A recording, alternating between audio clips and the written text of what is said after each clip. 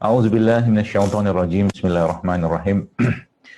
Assalamualaikum warahmatullahi wabarakatuh.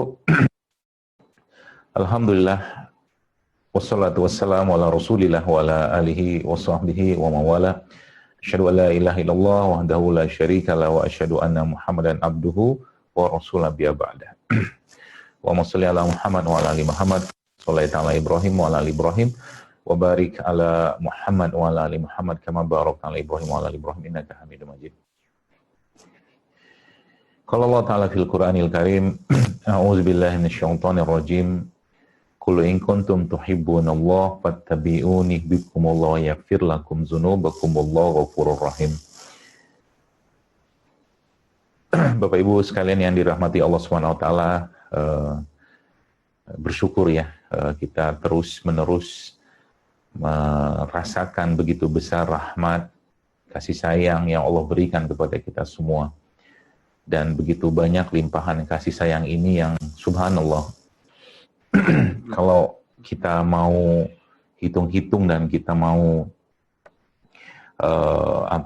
kita mau kembalikan dengan apa yang sudah Allah beri dengan apa yang kita minta, maka lebih banyak yang sudah Allah beri kepada kita semua. Maka hari-hari seorang mukmin itu adalah hari-hari penuh kebahagiaan. Dia nggak butuh motivator ala-alanya dunia barat sana. Dia nggak butuh quote-quote dunia barat sana. Karena quote-quote yang dia dapatkan adalah berasal dari Al-Quran dan hadis Nabi SAW dan tentunya ucapan para salafus soleh. Maka kalau hidup seperti ini dijadikan pakem ya, atau mungkin semacam SOP, maka insya Allah hidupnya akan penuh dengan kebahagiaan. Dan yang paling luar biasanya adalah ketika dia mendapatkan ujian atau mendapatkan nikmat atau apapun, semua dikembalikan pada Allah. Ketika dia dapat nikmat, dia tidak kufur dengan nikmat. Ketika dapat ujian, dia bersabar dengan ujian tadi. Maka hidupnya kita masih tidak lepas dari dua hal tadi. Ya, ada ujian, ada nikmat. Ada ujian, ada nikmat. Seperti itulah. Bahkan Allah menyampaikan dalam Al-Quran, aku akan ganti kalian dengan umat, dengan orang yang bermaksiat, kemudian minta ampun kepadaku. Maka kita semua adalah orang-orang yang pastinya, saya juga, teman-teman semua di sini adalah orang-orang yang semua pernah melakukan kesalahan. Baik terhadap diri kita, terhadap orang lain, yang pasti semua dicatat oleh Allah SWT. Semoga Allah ampuni itu semua, dan semoga Allah mudahkan hisab kita, dan semoga khususnya di 10 hari Zulhijjah ini Allah mudahkan untuk kita beribadah. Karena para salafus soleh atau orang-orang soleh zaman dulu ya, mereka memberikan pedoman atau mungkin tuntunan kepada kita semua yang luar biasa. Ya, mereka menghidupkan hari-hari dengan ibadah-ibadah yang saat ini mungkin di tengah kondisi kita tahu wabah seperti ini juga mungkin kita yang sudah biasa ke masjid, rindu masjid gitu ya. Dan itu akan tampak sekarang betapa cintanya kita kepada Allah dan betapa cintanya kita kepada agama, dan tentunya kepada cinta kepada Nabi SAW. Maka saat-saat seperti inilah yang menjadi menjadi pembuktiannya gitu kan. Karena orang yang lama nggak ke masjid sekarang nyari masjid gitu kan. Yang sudah ke masjid sekarang nyari masjid yang sudah mulai rapat-rapat gitu kan. Ya, jadi subhanallah ya Bapak-Ibu sekalian, mudah-mudahan Allah terus tambahkan cinta itu kepada kita semua, karena sering saya sampaikan dalam kajian-kajian atau dalam buku juga bahwa kekebalan seorang mukmin itu adalah, atau imunitasnya adalah imannya. Dan alhamdulillah hari ini saya diberi kesempatan untuk berbagi sharing dengan bapak-bapak dari Syamil Quran, dari Syamil Book, dari Sigma ya, dan tadi ada Pak Arifin, ada Abah Dik, dan Masya Allah, tidak bisa saya sebutkan semua. Semoga Allah berkahi Bapak Ibu sekalian di Sigma, dan semoga Allah catat menjadi amal kebaikan juga yang telah membantu buku ini menyebar luas di masyarakat, yang saya pun tidak, subhanallah, tidak menyangka ya, Masya Allah bisa sampai seperti ini gitu kan. Dan banyaknya juga keluhan-keluhan pastinya dari agen-agen atau reseller yang yang nggak kebagian di awal, tapi sekarang alhamdulillah sudah mulai stabil ya. Mudah-mudahan buku yang berikutnya juga mudah-mudahan bisa seperti itu. Dan Bapak sekalian yang saya hormati dan saya muliakan, Kalau kita bicara tentang kesehatan, sebenarnya topik kesehatan ini sangat-sangat luas ya, sangat-sangat luas dan kita mau bahas yang mana itu apa namanya ya, terlalu panjang gitu kan. Tapi saya akan bagi dua saja. Saya akan bagi dua, kesehatan yang sifatnya ruhiyah ya, kesehatan yang sifatnya ruhiyah dan kesehatan yang sifatnya non ruhiyah, dan dua-duanya adalah kekuatan ya tubuh seseorang atau kesehatan tubuh seseorang. Maka kita perlu pahami ini ya dengan baik, sehingga nanti di dunia barat kita tahu bahwa mereka tidak bisa mencampur adukan ini gitu kan, karena menurut mereka ya dia dua hal yang terpisah gitu kan. Makanya konsep materialisme dalam dunia barat itu sangat kental di sana, dan saya pribadi sebagai lulusan kurikulumnya pengobatan barat khususnya gitu kan, ada baiknya pastinya ya, cuman di sisi lain yang kita lihat secara Islam itu nggak dapat di situ gitu kan. Maka lagi-lagi saya katakan, dalam Islam sebenarnya sudah ada tuntunannya itu semua, dan kalau tuntunan itu kita kerjakan ya, atau mungkin kita aplikasikan dalam hidup kita, sebenarnya sudah banyak urusan yang selesai. Bahkan ada seorang ulama pernah menyebutkan nih, kalau orang-orang soleh ya, orang-orang soleh yang menjaga keimanannya, menjaga akidahnya ya, dan menjaga apapun keimanan khususnya itu, mereka kemudian berpraktek ya sebagai peruqyah ya. Berpraktek maksudnya melebur ke masyarakat untuk menyampaikan pesan-pesan agama ini. Maka sebenarnya bisa jadi orang-orang kesehatan atau dokter-dokter itu akan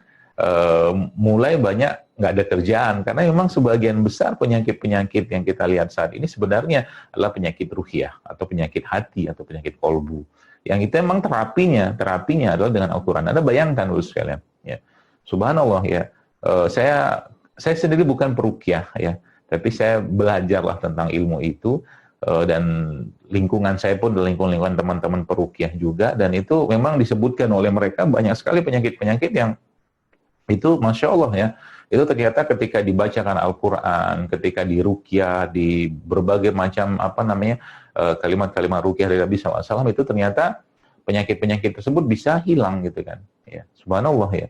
Jadi kita harus akuin ini gitu kan, kita harus akuin dan yakini sebagai salah satu bagian dari kehidupan, yang mana penyakit tadi sebenarnya bukan berasal dari penyakit non fisik atau penyakit fisik, maaf ya, seperti itu ya. Maka kalimat atau kata yang sering kita dengar ya zaman dulu, mens sana in corpore sano, bahwa dalam tubuh yang kuat terdapat jiwa yang sehat, itu ya keliru total kalau kita bahasnya dalam Islam ya. Keliru total kalau kita bahasnya dalam Islam ya. Kenapa keliru total?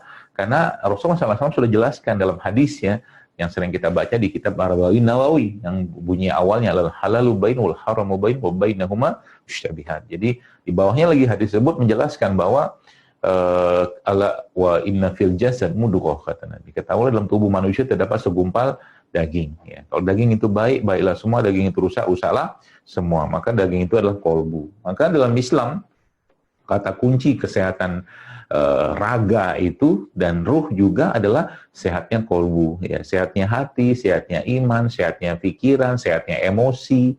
Dan Nabi sudah mencontohkan itu semua ya.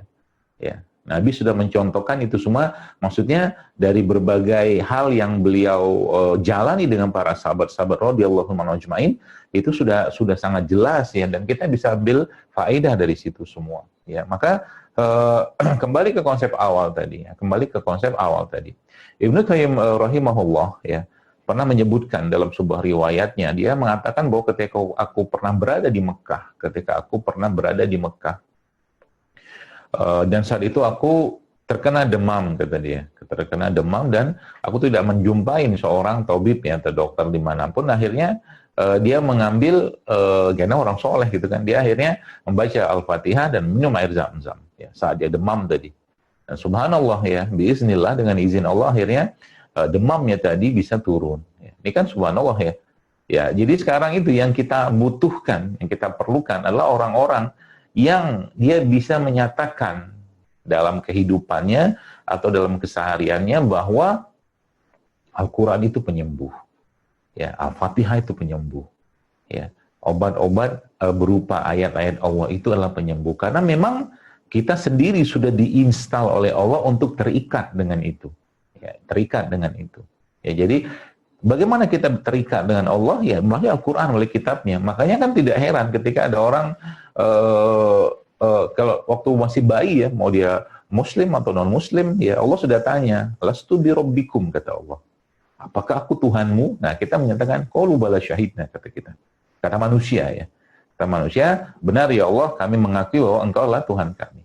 Maka keterikatan kita dengan Allah Azza wa Jalla, teman-teman sekalian, adalah dalam bentuk bagaimana kita menghubungkan ya jiwa kita, ruh kita, iman kita ini terus-menerus pada Allah. Makanya karena manusia ini, nanti ada kita bicara pengganggunya, karena manusia ini dibekali Allah dengan nafsu, maka otomatis iman atau ruh atau hati ya, atau kolbu tadi juga itu pun juga akan terganggu ya. Nah, sebagaimana raga ada penyakitnya, maka kolbu pun ada penyakitnya. Ya, sebagaimana raga ada penyakitnya, maka kolbu pun ada penyakitnya. Ya. Penyakit kolbu seperti apa? Banyak sekali ya, terutama berkaitan dengan sifat, ya, akhlak, ya, atau mungkin pikiran-pikiran yang jahat, pikiran yang buruk, pikiran yang busuk, hati yang busuk, itu penyakitnya.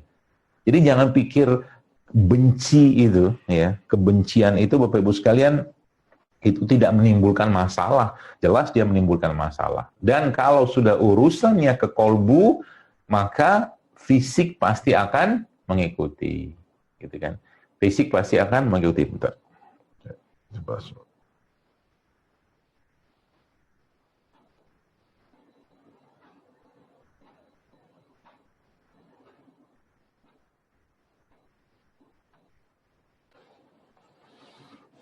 Ya, fisik akan mengikuti. Maka Masya Allah, tabarakallah ya. Jadi kalau kita memahami ini, maka berdasarkan hadis tadi, maka yang jauh harus lebih kita jaga itu sebenarnya bukan raga sebenarnya. Ya, yang harus kita jaga justru malah kolbu, ya, iman, hati, pikiran, emosi, seperti itu. Ya. Maka Masya Allah, tabarakallah, Islam memberikan pedoman-pedoman. Makanya ulama-ulama zaman dulu banyak menulis kitab tentang tazkiyatun nafs. Ya.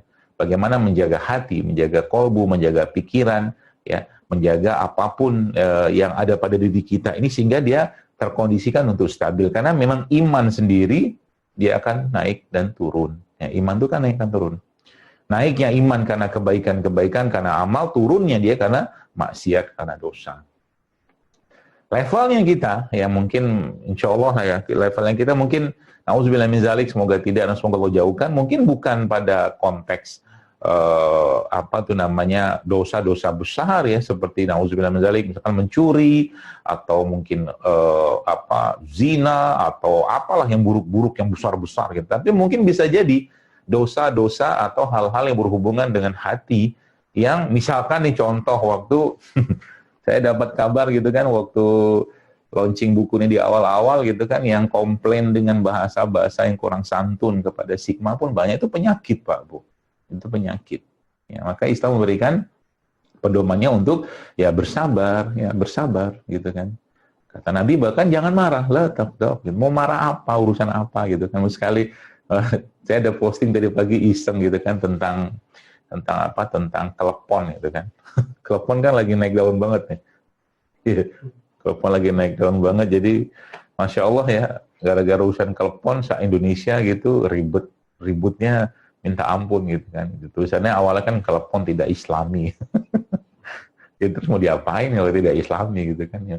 Maksud Islam itu yang dia maksud apa gitu. Cuma kan kerjaan orang-orang yang nggak ada kerjaan. Ya, seperti itu. Akhirnya viral luar biasa gitu kan. Seperti itu, mudah-mudahan mengangkat bisnis telepon gitu kan, siapa tahu ya. Jadi hal-hal yang nggak penting ya. Jadi makanya jagalah hati ya. Kalau mungkin Agim juga ada ngomong gitu kan, jagalah hati, jangan kau nodai, ya benar. Karena emang kalau hati yang sudah bermasalah, maka raga pun akan ikut-ikutan bermasalah. Orang yang dendam, benci, hasad, iri, ya, sombong, itu langsung tidak langsung raganya pasti akan terkena, atau penyakit fisiknya pasti akan terkena, sekalian. Ya, jadi hati-hati dengan hati. Hati-hati dengan hati. Maka hati itu obatnya apa? Hati itu obatnya sentuhan-sentuhan kebaikan. Jadi kalau saya sekarang misalkan pengen bicara hati ke hati dengan Bapak Ibu sekalian, pengen bicara hati ke hati dengan Bapak Ibu, maka caranya gimana? Ya, maka caranya gimana? Jawabannya adalah saya menyuruh hati Anda membaca. Hati Anda membaca. Maka sebenarnya bacaan yang kita baca itu sebenarnya bukan hanya mata kita yang membaca, bukan hanya telinga kita yang mendengar, mungkin kalau itu dilafazkan atau dikuatkan, tapi hati kita juga membaca. Maka kita selama ini kan baca dalam hati gitu kan. Baca dalam hati. Ya. Jadi sebenarnya ketika buku ini atau katakanlah buku Jurus Rasulullah ini seperti ini Anda pegang atau dipegang orang, ya sebenarnya saya sedang bicara dengan hati orang tadi. Saya sedang bicara dengan hati orang tadi melalui tulisan-tulisan karena dia pun bacanya dalam hati. Ya, karena hati itu kan bisa melihat gitu kan. Seperti itulah bahasanya. Jadi subhanallah ya. Jadi cara menyentuh hati itu ya memang dengan kebaikan, dengan kalimat-kalimat, ya dengan amal kebaikan yang kita bisa kerjakan, yang subhanallah dengan itu akhirnya hati itu bisa tergetar, tersentuh. Makanya lihat, dalam Al-Quran Allah sudah jelaskan, allazina tatma'inu qulubuhum bizikrillah, ala bizikrillah tatma'inu qulub, kata Allah. Dan ingatlah hanya dengan mengingat Allah hati itu menjadi tenang. Kata Allah kan begitu. Jadi bagaimana cara kita terus berinteraksi dengan Allah dengan supaya hati itu sehat, dan kalau hati sudah sehat maka raga pun akan sehat. Maka sentuhlah hati itu dengan bacaan dari pemilik hatinya. Makanya sebab itu sebabnya Allah sudah katakan wa nunazzilu minal Qur'an ma huwa syifa rahmatul lil mu'minin wa la yazidu zalimina illa khasara. Kata Allah, dan kami turunkan Al-Qur'an ini sebagai syifa, sebagai penyembuh. Jadi kalau kita baca Quran itu kan kita sebenarnya sedang memasukkan, bahasa kalau mungkin istilah saya lagi, memasukkan keberkahan-keberkahan yang Allah sudah turunkan di setiap huruf-huruf Al-Quran tadi, ya, ke dalam hati kita, sehingga hati itu menjadi lembut. Nah pertanyaannya, kalau mungkin obat dokter gitu kan, kalau mungkin obat dokter itu kan, atau mungkin herbal gitu kan, ada dosisnya, di Quran juga ada dosisnya, tanda kutip gitu kan. Model-model kayak kita gini kan, yang hatinya mungkin ya tidak seperti orang-orang soleh zaman dulu gitu kan, bisa jadi 1 lembar tuh nggak cukup, 2 lembar tuh nggak cukup, 3 lembar tuh nggak cukup dosisnya gitu kan, karena dosanya udah kebanyakan, jadi hatinya keras, gitu ya. Hatinya keras, ya termasuk saya juga lah, kita semua lah gitu kan, manusia-manusia yang saat ini yang hidup di zaman fitnah kayak begini.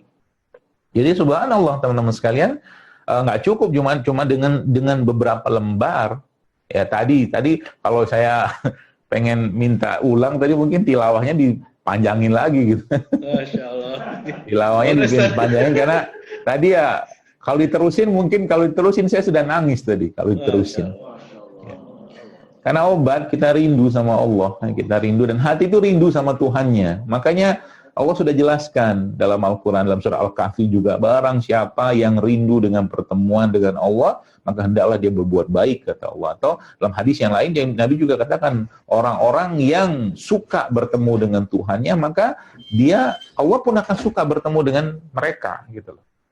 Nah gitu loh. Jadi, subhanallah kan, obat-obat seperti ini kita harus jaga, Bapak sekalian. Ya, obat hati kalau bahasa saya. Nah, hati itu, ya, kalau butuh dia perlu disentuh, gitu kan.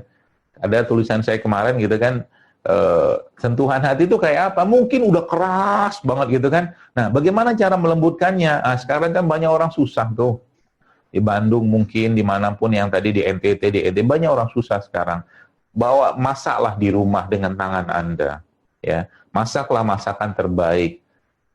Baru dalam suatu tempat gitu kan. Lalu antarkanlah ke orang-orang yang hari itu nggak tahu makan apa. Lalu minta doa mereka dan subhanallah bisa jadi mereka akan berlinangan air mata menerima makanan Anda tadi. Nah itulah obatnya hati. Jadi kalau hatinya sudah keras, dia ya sekeras apapun sebenarnya dengan kebaikan dia akan pecah, Pak Bu. Nah bayangkan kurang keras apa seorang Umar bin Khattab radhiyallahu anhu, ya, Tapi ketika dibacakan Toha ma anzalna alaikal Qur'an litashqa, dia bergetar kan, dia kan, subhanallah kan, Umar. Ya begitu ya. Jadi kita nih yang susahnya kita ini gitu kan, nanggung gitu kan. Ya dosis antara dosis antara dosa sama bacaan Al-Quran itu kadang-kadang gak berimbang. Jadi ketika dibacakan surat-surat apa, itu bedanya kita sama mereka. Ya, bedanya saya juga dengan mereka. Ketika dibacakan misalkan surat At-Takwir atau apa, iza syamsu kuwirat wa iza nujumun kadarat wa iza jibalu suyirat wa iza al-isyaru utilat. Nggak ada getar-getarnya kita. Nah, itulah level iman kita. Ya, tapi nggak apa-apa. Ya, nggak apa-apanya maksudnya kita kita harus paham dan maklum tentang itu, karena memang era fitnah kita sekarang ini luar biasa, Pak Bu. Contoh aja beginilah, Anda yang dari rumah ke kantor naik motor, tiba-tiba pinggir jalan lihat, atau mungkin naik kendaraan umum, pinggir jalan lihat ada perempuan yang nggak pakai jilbab, ya. Lihat sekali ya rezeki, lihat kedua kan ada dosa. Belum lagi cerita iklan pinggir jalan gitu kan. Jadi hampir semua panca indera kita ini kena pengaruh dari dosa-dosa tadi gitu kan. Makanya mungkin ya lebih tepatnya kita harus lebih banyak istighfar ya. Kadang-kadang saya mikir gitu kan, kalau orang-orang zaman dulu tuh Masya Allah ya, sedekah yang mereka kerjakan ya, itu cepat banget dibalas sama Allah gitu kan. Kalau kita nih mungkin sedekahnya masih level untuk menggugurkan dosa dulu. Sedekahnya masih untuk, tapi boleh nggak kita berhusnuzan, baik sangka sama Allah tentang itu ya boleh lah. Maksudnya kita minta agar mudah-mudahan dengan sedekah disembuhkan sakitnya, dimudahkan urusan boleh. Tapi kita harus tahu diri juga gitu kan, bahwa dosa kita tuh limpahannya tuh luar biasa gitu kan. Jadi mereka tuh kan karena akses mereka ke langit dari hati. Coba bayangkan, di zamannya Umar kan waktu terjadi kekeringan kan, Umar minta bantuan bertawasul dengan pamannya Nabi Ibnu Abbas radhiyallahu anhu ya untuk minta hujan gitu kan kepada Allah melalui doanya Ibnu Abbas, dan Allah kabulkan. Karena memang hubungan mereka sama Allah tuh ya tanpa hambatan gitu kan, jalan tolnya super cepat gitu kan, subhanallah ya, seperti itu teman sekalian. Ya ala kulli hal justru malah itu pahalanya. Kalau saya melihat justru itu malah pahalanya. Kenapa itu menjadi pahala? Karena dengan kondisi lagi-lagi di era finans seperti sekarang ya, semakin besar usaha kita menuju Allah ya, semakin besar pahala yang Allah akan berikan kepada kita semua gitu loh. Jadi jangan khawatir ya. Jadi ya, tapi kita juga harus mengoptimalkan ya. Maksud saya nutrisi hati inilah yang perlu kita tambah terus tiap hari. Itu aja. Jadi kalau sekarang teman-teman mungkin kalau boleh saya katakan mau sehat gitu kan raganya, maka perbanyak nutrisi hatinya, perbanyak makanan buat kolbunya, perbanyak makanan buat jiwanya, kuatkan imannya. Nanti raganya akan ikut dengan sendirinya. Itu pesan saya. Ya. Jadi ini kalau udah ngerti hal-hal seperti ini, maka Masya Allah ya, mudah sekali ngobatin penyakit-penyakit dan nggak usah khawatir, tenang saja. Ya, tenang saja maksudnya apa? Ya, pada akhirnya ya namanya penyakit atau apapun, kalau Allah berkehendak sembuh, maka dia akan sembuh dengan izin Allah. Tapi kalau tidak berkehendak sembuh, ya bisa jadi orang itu akan diwafatkan oleh Allah. Ya, nggak usah khawatir dengan penyakit. Maka ibu saya ya sedikit cerita lah. Ibu saya itu beliau kena diabetes ya, sudah hampir 15-20 tahun ya. Awal kena diabetes itu kan gula darahnya luar biasa, tinggi ya. Tapi ya subhanallah ya, karena ya orang lama ya, orang yang sudah hidup puluhan tahun gitu kan. Semoga Allah jaga beliau. Jadi Masya Allah, itu dia bilang kan yang dia kerjakan tuh ya nggak panik, dia mulai atur makan ya, dia mulai puasa segala macam, dan gula darahnya stabil ya. Ada kata-kata dia itu yang sering banget saya ingat, kata beliau itu subhanallah ya, kalau memang mau mati aja dengan atau tanpa penyakit gitu loh. Kata beliau gitu. Kalau mau mati aja. Ya kayak sekarang orang kan parno luar biasa dengan virus ini gitu kan. Takutnya luar biasa. Tenang aja, yang bikin mati kita itu bukan karena virusnya, tapi yang udah ajalnya gitu loh. Kalaupun harus mati. Ya, jadi nggak usah khawatir juga. Nah, ketenangan ya, kedamaian, kebahagiaan itu kan bagian dari keimanan ya. Makanya Allah katakan dalam surat Al-Fat kan, A'udzubillahi minasyaitonir rajim. Huwallazi anzala as-sakinata fi qulubil mu'minin liyazdadu imanan ma'a imanihim. Kata Allah gitu kan. Ialah Allah yang menurunkan ketenangan dalam hati manusia. Jadi subhanallah Bapak sekalian ya, ini nutrisi. Jadi kayak 10 hari nih, 10 hari Zulhijjah ini, kalau saya boleh menyarankan kepada Bapak Ibu sekalian, banyakin nutrisi hatinya. Banyakin bahan-bahan berkualitas untuk hati tadi. Dengan cara apa? Ya sedekah, ya zikir, kalau disunahkan ya tasbih, tahmid, tahlil ya.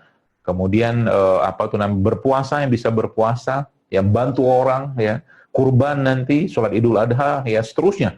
Ya, Bapak Ibu mungkin lebih paham tentang itu kan. Jadi Masya Allah ya, jadi kalau itu kita kerjakan dengan baik ya, maka hatinya akan terang, ya, jiwanya akan terang, imannya akan stabil. Ya, dapat musibah dia bersabar, dapat ujian, ya dapat musibah dia bersabar, dapat nikmat dia bersyukur. Karena kalau sudah seandainya nikmat tak mampu membuat dia bersyukur, dan ujian tak mampu membuat dia bersabar, maka itulah bencana hati yang buruk, gitu kan, kalau bahasanya begitu, seperti itu. Ya, nah itu bicara tentang hatinya. Ya, jadi jaga lisan, jaga hati, jaga panca indera, jaga pendengaran kita, penglihatan, semua dijaga ya. Sebisa yang kita bisa jaga. Ya, jangan sampai tadi ya, akhirnya hal-hal nggak penting ya seperti kelepon-kelepon di bahasa Indonesia gitu kan. Penting banget gitu kan. Tapi begitulah iblis ya, dan bala tentaranya menjauhkan manusia dari hal-hal yang penting. Jadi kalau urusan itu saja nggak kelar-kelar, ya gimana kita mau cerita peradaban ke depan gitu kan, seperti itu. Baik, itu bicara tentang raga ya, apa mungkin kolbu atau iman. Maka kita akan berlanjut ke pembicaraan tentang raganya. Raga ini juga perlu dijaga. Raga perlu dijaga. Maka kalau ya saya coba itu aja ya, saya coba kerucutkan supaya pembahasan ini lebih gampang dicerna dan Bapak Ibu bisa menerapkan dalam kehidupan sehari-hari. Begini, Bapak Ibu kalau seandainya nih Anda beli rumah misalkan ya, yang belum punya rumah, semoga dimudahkan Allah punya rumah ya, dan nggak mesti juga punya rumah, yang penting ada rumah sama istri sama keluarga kan gitu, ngontrak juga nggak apa-apa sih. Yang penting ada rumah gitu kan. Baik, jadi misalkan nih ada orang mau beli rumah, kadang rumah itu sudah terbeli, Bapak sekalian. Rumah itu sudah terbeli. Maka apakah langsung bisa dimasukin tuh rumah? Kan enggak. Ya, rumah itu enggak bisa langsung dimasukin ya, karena bisa jadi misalkan di kamar mandinya belum ada gayung, belum ada ember, belum ada baskom, atau mungkin di rumahnya belum ada tempat tidur atau kasur atau alas tidur lah kadang seperti, dan ya, nggak ada juga listriknya. Nah, maka sebelum rumah ini dimasukin yang beli rumah, maka rumah itu harus disiapkan dulu. Ya. Harus disiapkan dulu. Ya. Nah, manusia, ini ilmunya begini. Manusia itu dibekali Allah dengan perangkat yang ada pada tubuhnya. Mungkin tadi Bapak Ibu sempat lihat saya masih pegang-pegang handphone ya, itu lagi belajar sebenarnya. Jadi ada diskusi, beberapa teman-teman diskusi saya itu saya baca, itu ternyata dia seorang dokter ya, dokter patologi anatomi, dia cerita banyak sekali, dia bilang orang-orang dari beberapa kasus appendicitis ya, atau mungkin usus buntu itu ketika dia cek, itu ternyata banyak di usus buntu yang dioperasi itu sisa-sisa dari namanya fekalit. Fekalit itu feses yang keras. Feses yang keras. Ya, jadi subhanallah, dia cerita ternyata penelitian lain menyebutkan bahwa ada profesor disebut dalam penelitian tersebut itu meneliti hewan-hewan yang memiliki apendik ya, usus buntu itu dibandingkan dengan hewan yang tidak memiliki apendik, karena mau cek manusia nggak bisa dipakai hewan. Jadi ternyata hewan-hewan yang memiliki apendik atau usus buntu ya, yang kita sebut usus buntu itu ternyata memiliki organ limfoid. Organ limfoid ini organ yang berperan dalam menjaga imunitas. Ya, imunitas atau kekebalan itu lebih banyak daripada hewan yang tidak memiliki usus buntu. Konyolnya zaman sekarang manusia, dikit-dikit bahkan ada yang subhanallah ya, ketika khitan gitu kan, sunatan gitu kan, satu paket khitannya, kemudian tonsilnya dibuang, usus buntunya dibuang. Itu nauzubillah min dzalik ada loh paket kayak begitu di rumah sakit. Jadi mereka berasumsi apa, daripada sakit usus buntunya dibuang aja. Kan sudah saya bilang tadi, Allah sudah mempersiapkan waktu Anda mau masuk rumah tadi, ada kaki kita, ada tangan kita, ada mata kita, ya ada panca indera kita untuk bisa masuk rumah. Nah, artinya rumah itu udah disiapin nih. Rumah disiapin, kitanya pun disiapin. Manusia juga sama. Jadi kalau kita paham Rabbana ma khalaqta hadza batila subhanaka faqina azab. Enggak ada yang sia-sia. Ya, enggak ada yang sia-sia dari apa yang Allah ciptakan ya Bapak sekalian. Jadi jangan sembarangan ambil usus buntu. Jangan sembarangan ambil tonsil. Tonsil kan di sini tuh sering dioperasi di sini, di tenggorokan itu kan. Dia mengatakan, teman saya itu mengatakan, dia dikatakan, ya kalau memang mau dioperasi, ambil bagian yang terinfeksi, jangan diambil semua, dia bilang gitu. Karena itu organ yang berperan untuk kekebalan tubuh kita. Nah, manusia dibekali. Dan Bapak Ibu, Anda pernah, kalau kita bicara tentang sunnah-sunnah Nabi SAW ketika lahir, contoh itu ya, pernahkah Anda berpikir, atau pernahkah kita berpikir, mengapa Rasulullah kan wa ma yantiqu anil hawa in huwa illa wahyu yuha. Beliau SAW berbuat sesuatu itu kan karena, atau berbicara sesuatu kan karena wahyu. Ya, tidak mungkin karena hawa nafsu beliau sendiri. Bapak Ibu, ada salah satu sunnah Nabi SAW, ya, yang mana bayi baru lahir, ya, antara ya hari pertama sampai 7 hari itu disunahkan untuk diberi kunyahan kurma yang kita sebut dengan tahnik. Ya, bapaknya atau orang soleh gitu kan. Kalau para sahabat dulu mereka membawa kepada Nabi SAW untuk Nabi tahnik. Ya, jadi kalau mungkin mau lebih bapaknya nggak yakin dengan kesolehannya, ya yang mentahnik adalah orang soleh. Bapak Ibu tahu kenapa dikasih kurma? Baik, saya cerita sedikit. Waktu bayi itu lahir, ya. Kita cerita sedikit ya. Waktu bayi itu lahir dan lewatin jalan lahir ibunya gitu kan, dalam proses kelahiran itu, maka kan di jalan lahir ibu itu kan ada kuman. Ya. Di jalan lahir ibu itu ada kuman. Salah satu kuman tersebut namanya lactobacillus.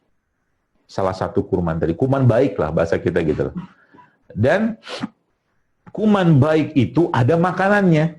Ya, kuman baik itu ada makanannya. Dan makanan kuman baik yang bernama bifi atau lactobacillus tadi ternyata adalah kurma. Jadi kurma itu, Bapak sekalian, adalah makanan terbaiknya untuk bakteri-bakteri yang ada pada pencernaan kita. Subhanallah. Itu sebabnya Nabi SAW sampaikan, rumah yang di dalamnya ada kurma, maka rumah tadi tidak akan kelaparan. Kata Nabi begitu. Jadi, Masya Allah, termasuk makanan yang terbaik buat si bakteri yang ada pada tubuh kita itu apa? Madu.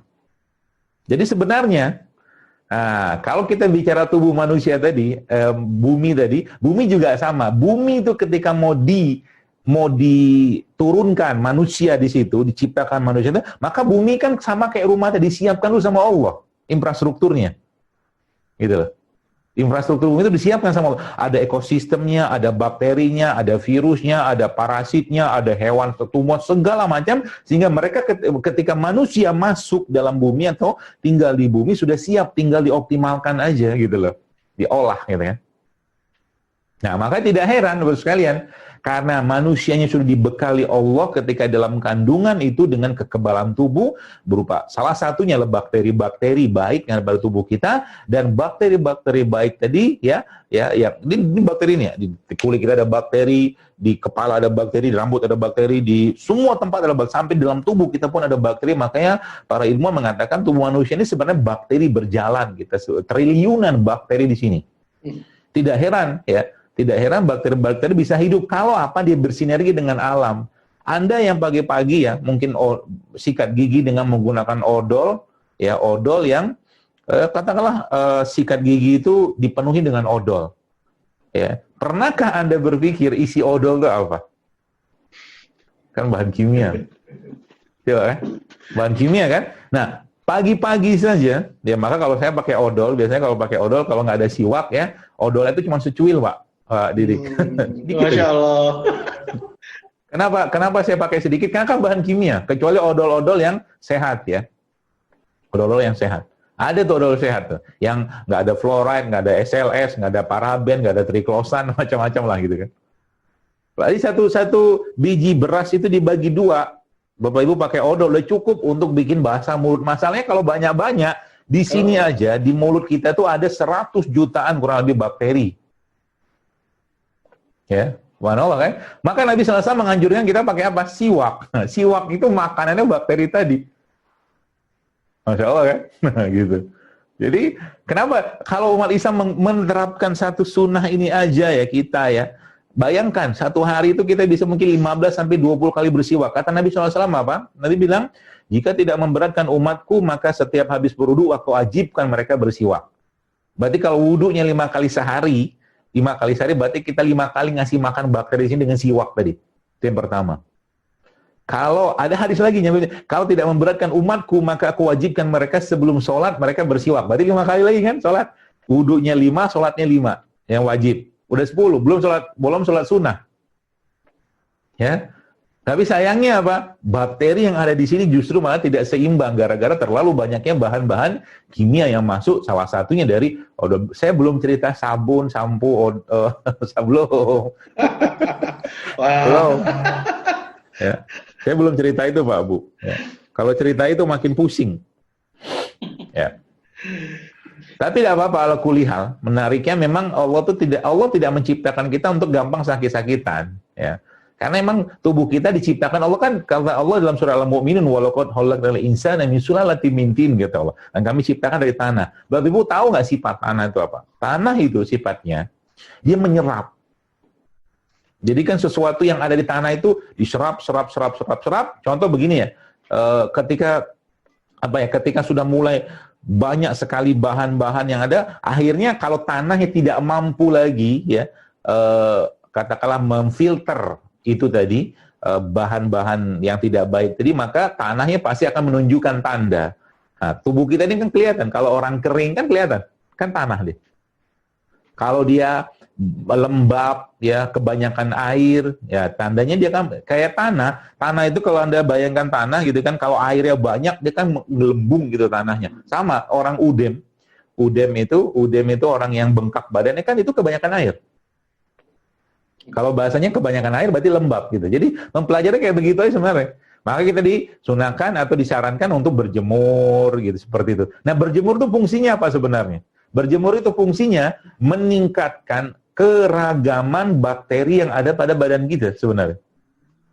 Nah, supaya bakteri tadi itu berkembang lebih baik, Bapak sekalian, maka paling gampang apa? Nah, ikutin sunnah Nabi SAW. Nabi itu sangat suka melumuri badannya dengan minyak zaitun. Jadi kalau Anda nih yang sempat ya jemur-jemuran gitu kan, ambil minyak zaitun, balurin ke badan gini, terus jemuran. Itulah makanan terbaik untuk bakteri-bakteri tadi. Masya Allah kan, gampang. Apalagi tambah dengan kayak sekarang ini. Sebenarnya kita umat Islam ini Bapak sekalian ya, kalau kita kembali pada sunnah Nabi ini, sebenarnya modal madu, habatus sauda ya, ngatasin virus kayak begini udah cukup sebenarnya. Madu, habatus sauda jangan pernah tinggal ya, dan berjemur ya. Allahu Akbar. Tambah lagi dengan bekam. Cukup sebenarnya, nggak usah ribet-ribet banget lah. Ya. Karena tadi habatus sauda kita sudah tahu kan, belum lagi kalau kita air zam-zam. Air zam-zam kan kata Nabi SAW, air zam-zam itu sesuai dengan apa yang diniatkan. Ya. Jadi Masya Allah Bapak Ibu sekalian, banyak hal-hal yang sebenarnya gampang dan mudah. Ya. Nah termasuk juga kalau Anda perhatikan, ini terakhir mungkin sebelum kita tanya jawab, kalau Bapak Ibu perhatikan, antara hewan dan tumbuhan yang Allah ciptakan di bumi ini, kira-kira banyakan yang mana? Banyakan tumbuhan kan? Tuh. Ya makanya, karena memang giginya kita, sebenarnya kalau kita kembali ke situ, itu gigi kita ini kan 32. 4 gigi kita kan taring, 28-nya gigi seri atau gigi geraham. Maka sebenarnya, kalau mau sehat, judul-judulnya, usahakan lebih banyak produk makanan yang bersumber dari tumbuhan, terutama sayuran dan buah-buahan yang kita makan tiap hari. Dan untuk lokal, mungkin bahasa kerennya itu lokal wisdomnya, nah apa yang Allah tumbuhkan di satu tempat itu yang kita konsumsi. Ya kayak Indonesia, saya sudah jelaskan. Sekarang orang ribut dengan lendir, misalkan pada kasus COVID ini mungkin segala macam gitu kan, ya modal jahe lengkuas serai udah cukup sebenarnya. Jahe lengkuas serai kan buang lendir tuh. Ya. Masalahnya apa? Masalahnya adalah seberapa banyak mengganggu badan kita ini. Bapak Ibu, saya harus kasih tahu dan semoga ini namparin yang masih seperti ini, namparin. Jadi, orang-orang COVID itu ada namanya faktor komorbid. Komorbid itu faktor penyulit. Nah, faktor penyulit paling dominan yang menyebabkan kematian di orang-orang yang kena COVID ini adalah obesitas. Karena obesitas itu menyebabkan namanya intestinal dysbiosis. Keseimbangan mikroba yang ada pada pencernaan.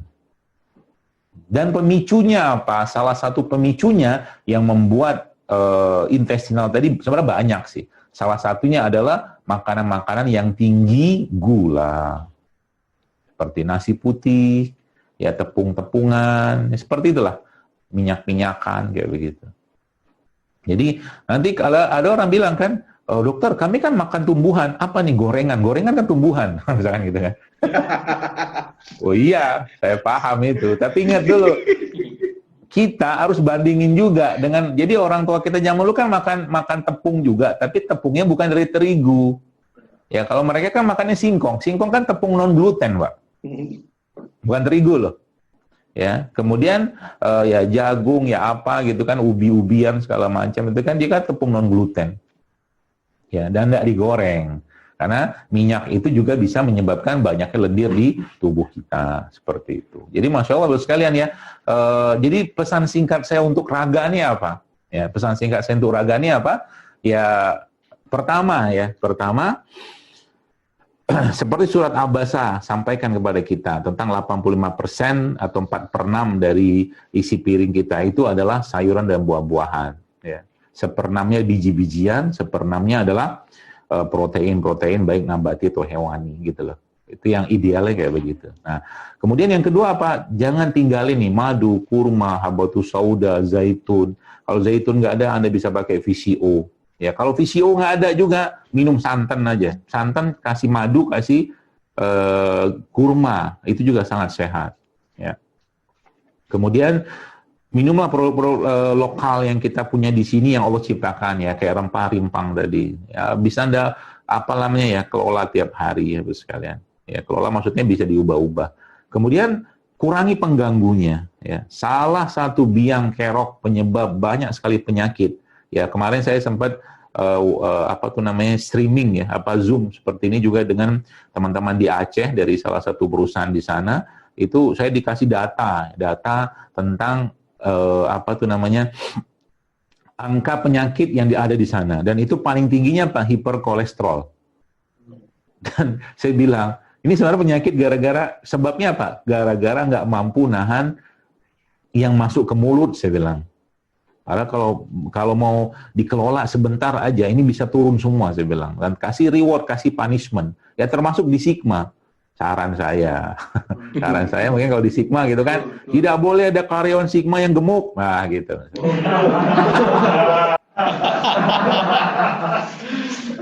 Umar kan marah, Anda sudah tahu hadisnya, Umar aja marah, lihat ada umat Islam yang gemuk kan, gitu.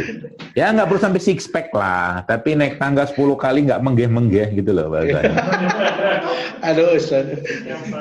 Gitu, jadi kan lama-lama kan itu saya katakan tuh ya benar-benar siap secara iman, udah siap kan dibekal dengan Al-Quran bahasa Arab di sana. Secara fisik ya gimana mau diajak tempur, diajak jihad kalau suatu hari ada perintah jihadnya gitu kan. Naik tangga 2 kali sudah ngos-ngosan gitu loh. Ngajinya sih oke. Tapi fisiknya nggak kuat. Nah, sahabat tuh kan dilatih Pak Bu ya. Termasuk reseller-resellernya Sigma ini juga nih, harus dicek. Jadi kalau bisa mah ya minimal dari apa yang saya sampaikan diterapkan, jangan cuma jual buku doang, malu-maluin.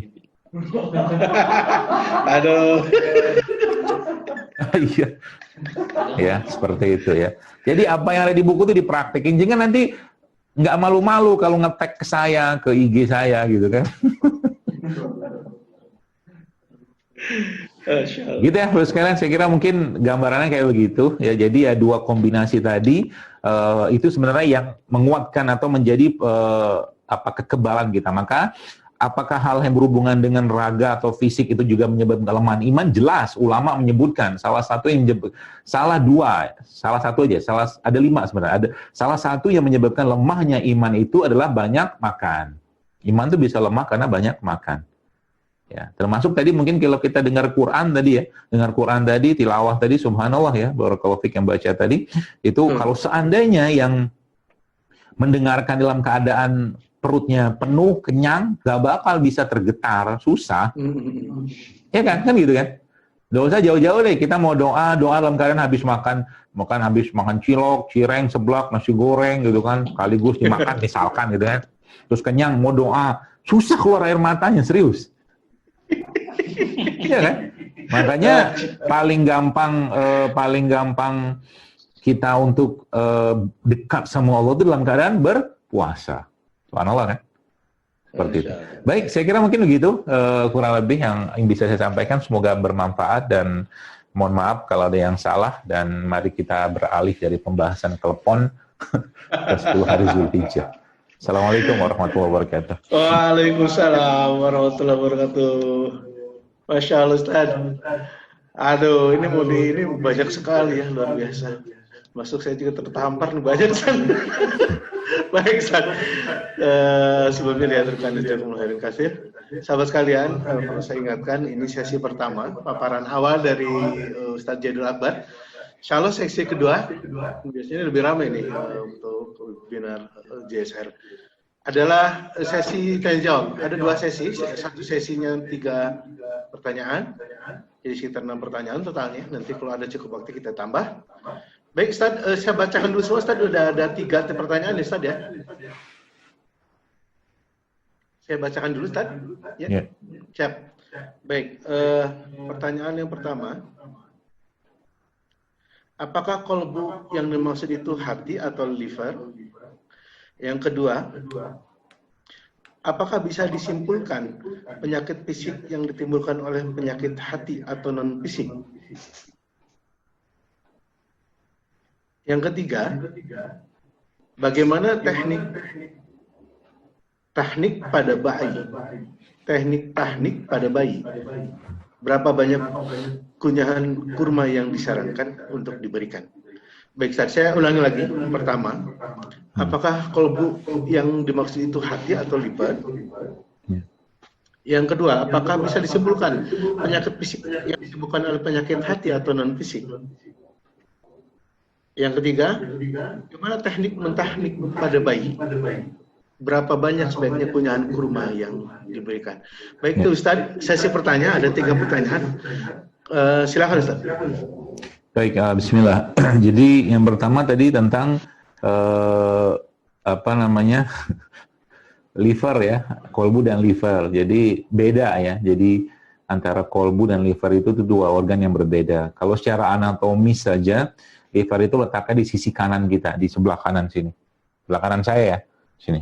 Itu liver. Dan bentuknya begini, liver. Ya. Kemudian kolbu yang Rasulullah maksud ini sebenarnya saya pribadi tidak menemukan kira-kira organ spesifiknya apa. Tapi beberapa ulama menyebutkan itu ada kaitan dengan jantung. Jadi memang jantung itu mungkin bisa jadi bagian dari kolbu itu sendiri, atau jantung adalah kolbu, Allah Ta'ala alam. Tapi intinya dia organ yang kita juga nggak tahu apa itu kan, ya, organ fisiknya apa. Namun kalau kita bicara tentang organ yang paling gampang berubah, ya, berubah dari sisi fisiologis, ya salah satunya adalah jantung. Makanya dalam bahasa Inggrisnya kan hati atau kolbu itu mereka namakan heart itu kan jantung. Ya, kalau qalb sendiri dalam bahasa Arabnya, ya, yang saya tahu itu dia sesuatu yang berubah, gampang berubah. Gitu. Ya, makanya jantung juga marah sedikit, jantungnya berubah, tensinya naik. Ya, kemudian orang sedih sedikit, jantung juga bisa bermasalah. Ya, Semua yang hubungan dengan emosi nanti kaitannya memang dengan jantung, ya.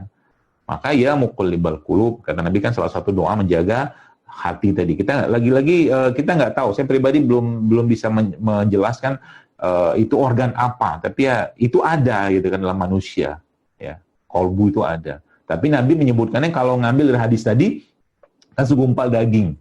Nah, jantung itu memang daging. Kalau teman-teman yang pernah lihat jantung, contoh maaf jantung sapi lah gitu kan daging. Kalau hati ini kan liver. Liver itu dia dari darah gitu kan. Kalau kita lihat hati itu kan komposisinya kan dari darah, bukan dari daging seperti halnya jantung tadi. Itu yang saya paham. Dan hubungan dengan penyakit fisik ya jelas ada ya. Orang yang misalkan penyakit non fisik bisa berhubungan dengan fisik jelas ya. Contoh orang yang marah-marah itu kan non fisik.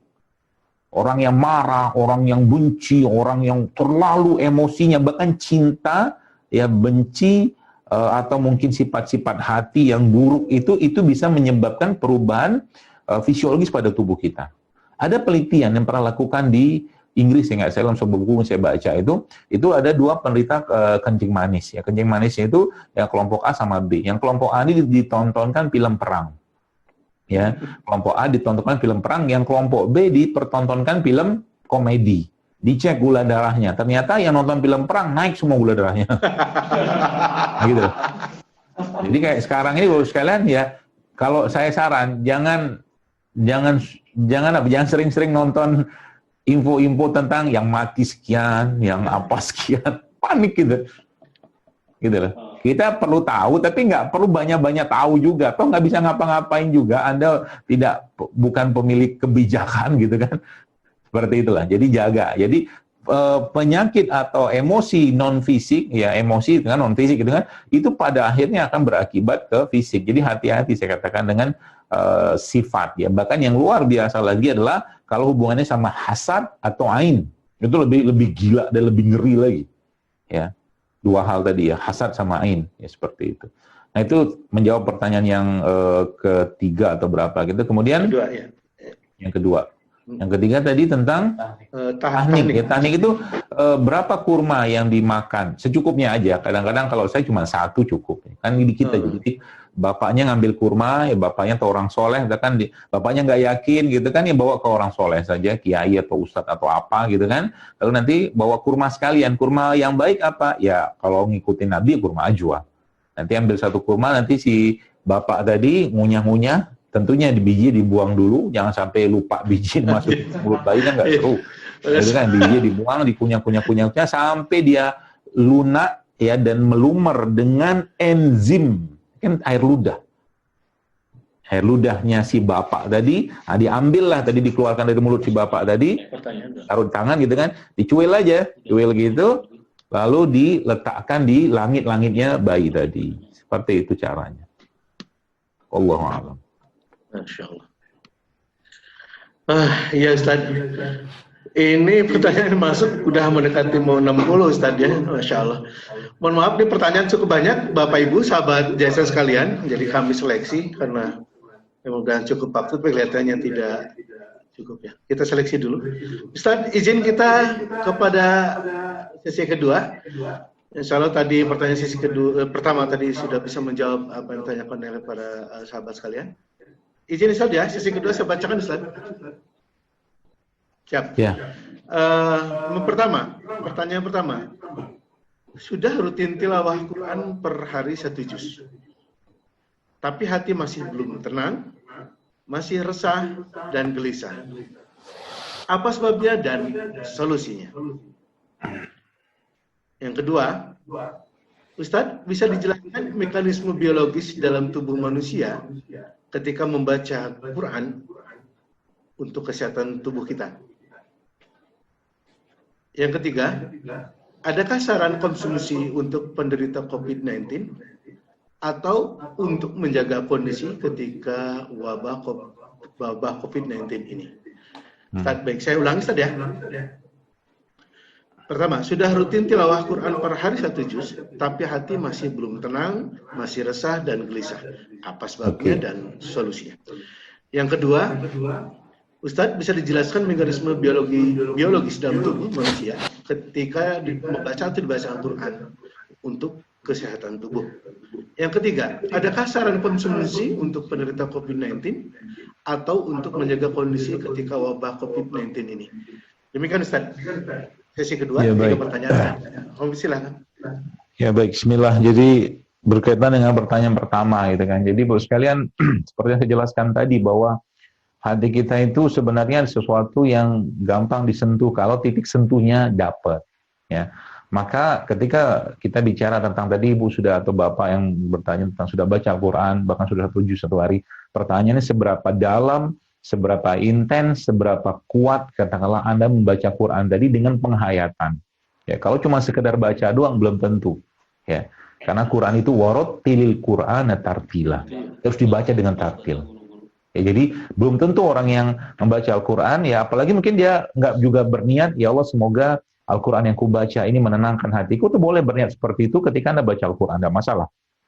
Ya semoga menjadi penguat hatiku, menjadi penguat ragaku juga boleh. Ya, berniat ketika baca Al-Quran seperti itu. Yang paling penting adalah seberapa kita tergetar dengan bacaan tadi. Maka karena kita orang ajam, kita orang non-Arab, maka Anda perlu juga lihat arti dari apa yang Anda baca tadi. Ya, lihat terjemahannya.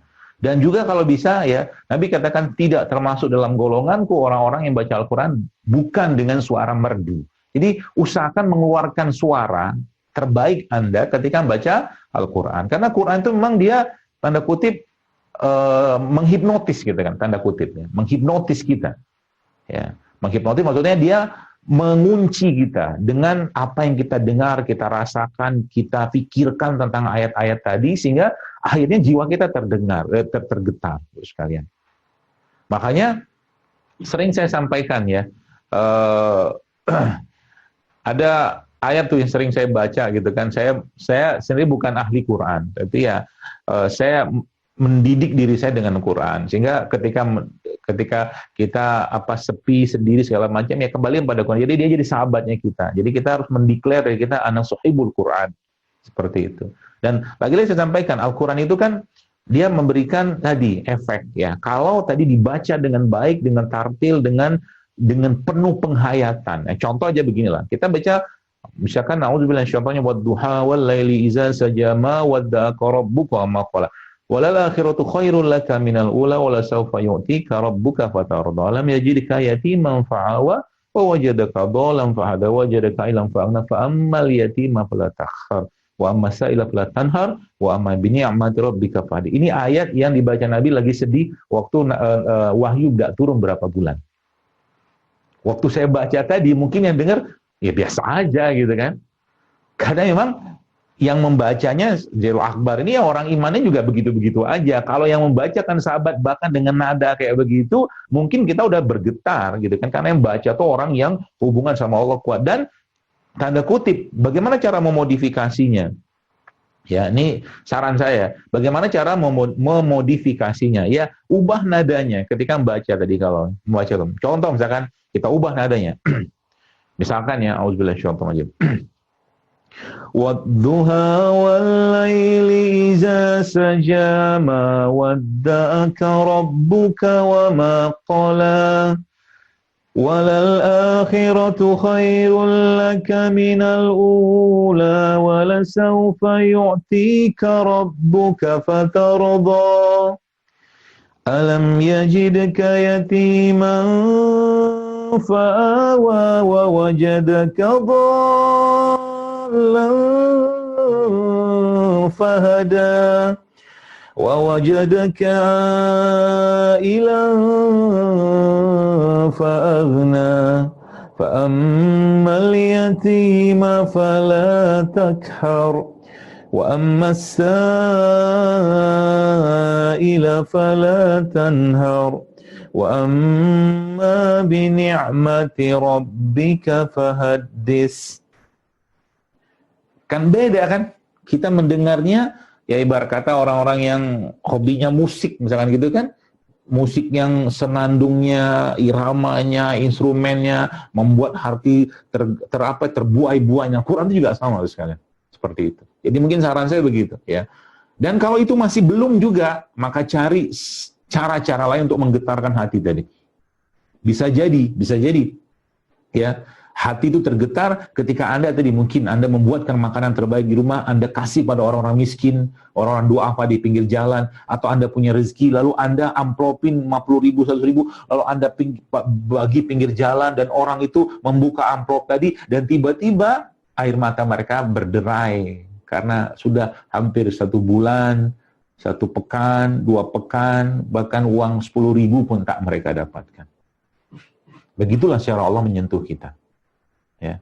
Bisa jadi mungkin dari Quran tadi belum dapat nih, tapi harusnya dapat nanti pada akhirnya. Seperti itu. Itu yang tentang Al-Quran. Yang kedua tadi tentang, lupa lagi. Al-Quran juga. Oh, mekanisme tubuh pas lagi baca Quran. Gak kedengeran Pak Didik? Gak dengar? Siap. Nah, ada. Ya, Ustaz bisa dijelaskan mekanisme biologis dalam tubuh manusia ketika membaca Quran atau dibacakan?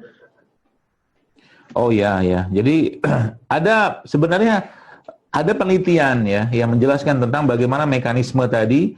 Jadi ayat Al-Quran kita harus pahami bahwa ayat-ayat Quran ya huruf-huruf itu penuh keberkahan dari Allah, dan bagaimana huruf itu terbaca itu dia menggetarkan saraf sebenarnya. Makanya ada ilmu tajwid ya, ilmu tentang tahsin, makharijul huruf, ada izhar, idgham, ikhfa ya.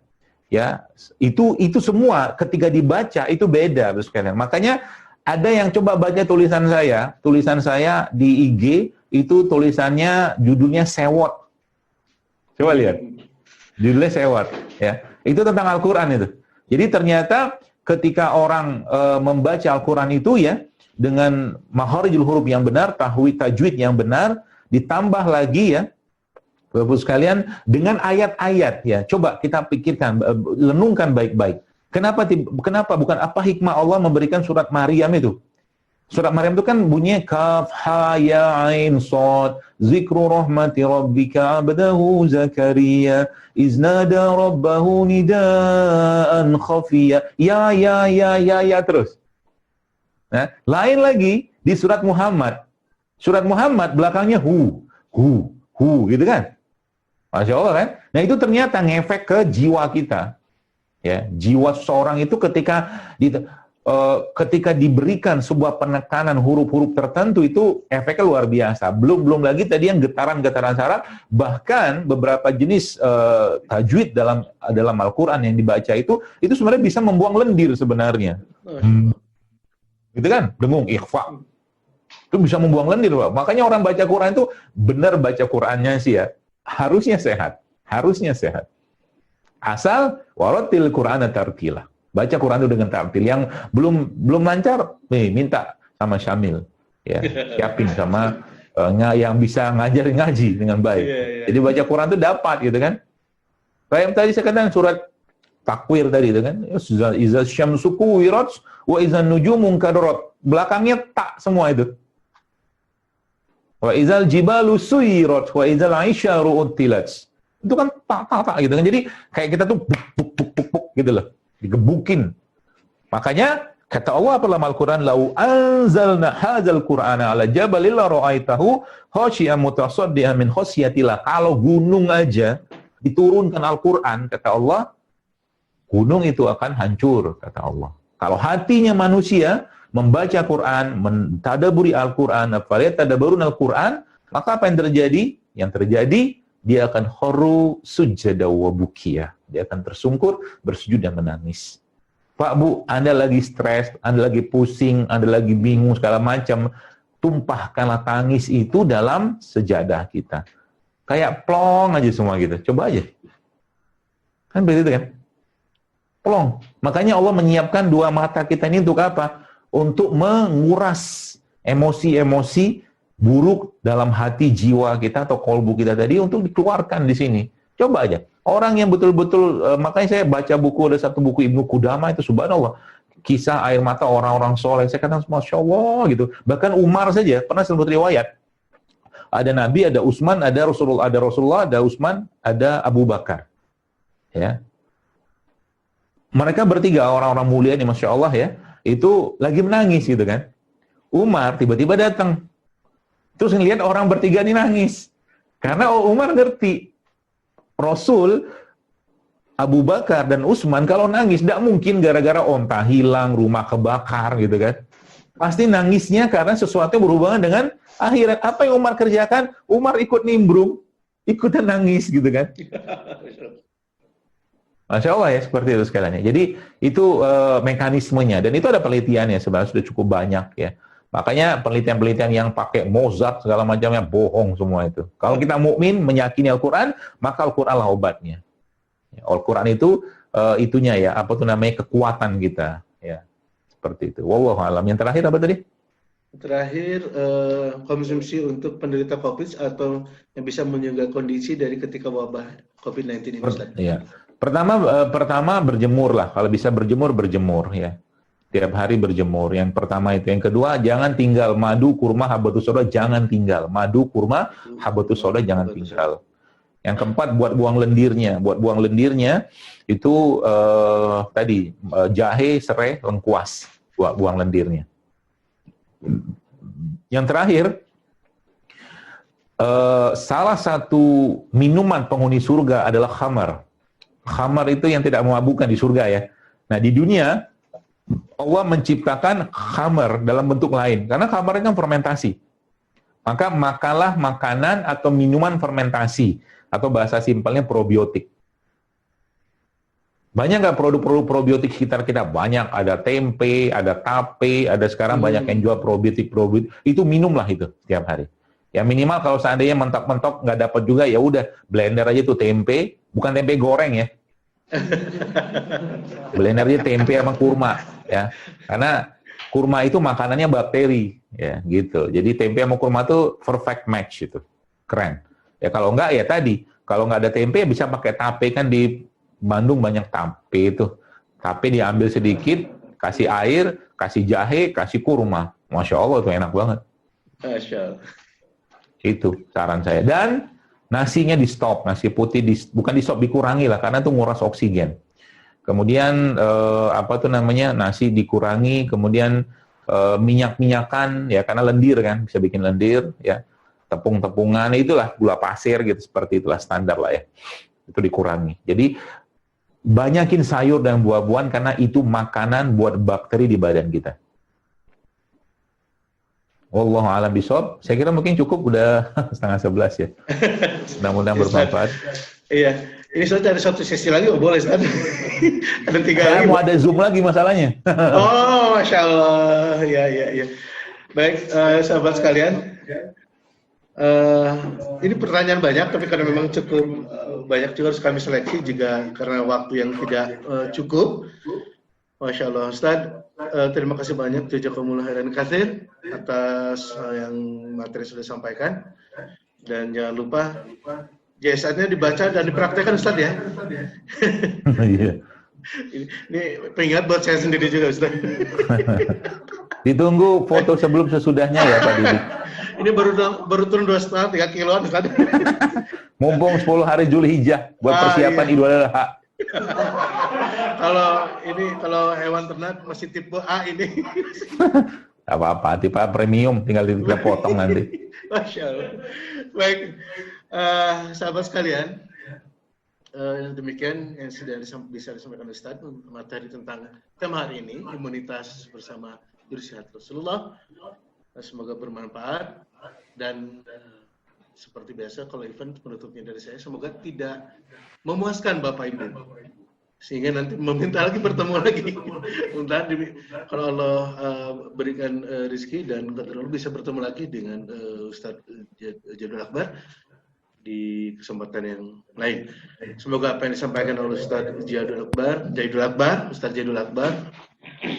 menjadi masalah untuk Ustadz, dan Allah balas dengan berlipat ganda, dan semoga kita yang mendengarkan juga menambah ilmu yang sudah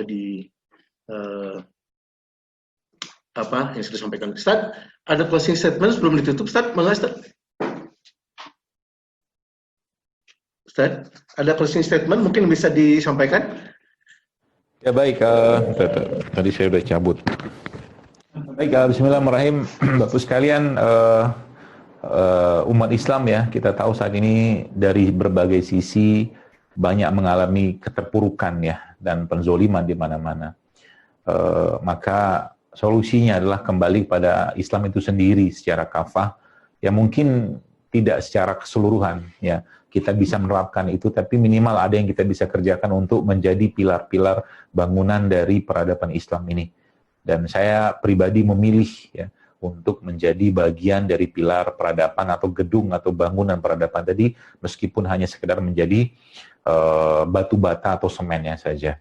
Maka Anda pilihlah peran-peran tersebut ya, yang bisa Anda ambil untuk nanti ketika berada di hadapan Allah tanya kepada kita apa amal yang kita bisa atau apa amal yang kau kerjakan di dunia yang menolong agamaku ini, maka kita bisa jawab.